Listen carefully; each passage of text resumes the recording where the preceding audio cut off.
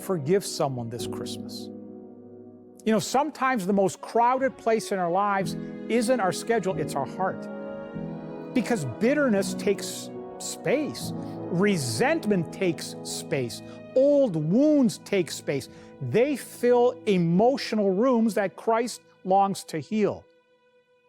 Forgiveness does not mean that the past didn't hurt. It means that the past no longer controls the present. Forgiveness is not just obedience, it's a witness, it's freedom, it's room making.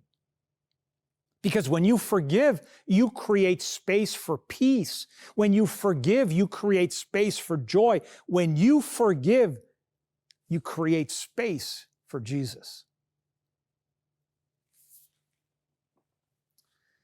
You know, I once heard the story of a woman who had not spoken to her sister for more than 20 years. Some misunderstanding had grown into silence, silence had grown into distance, and distance had grown into a kind of emotional winter. So one December, she's attending a small Christmas program at her church.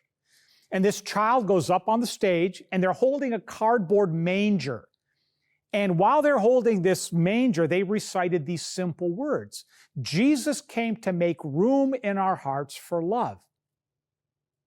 That sentence, spoken by a child, but perceived by her, she realizes that there is no room in Bethlehem, that no room in Bethlehem had become no room in her own soul. Something had closed, something had hardened. And that same night, she wrote her sister a letter, not a long one, not a complicated one, just a sincere apology and a request to talk. One small gesture, one crack in the door, and Christ filled the space. The sisters met, tears flowed, healing began. The relationship wasn't instantly perfect, but there was room for love again. See, that's what forgiveness does. It creates space where once there was none. It opens what was closed. It softens what was hardened. Forgiveness does not erase the past. It removes its power to control the future. So when we forgive, we prepare a manger. We create a place where Christ can be born again.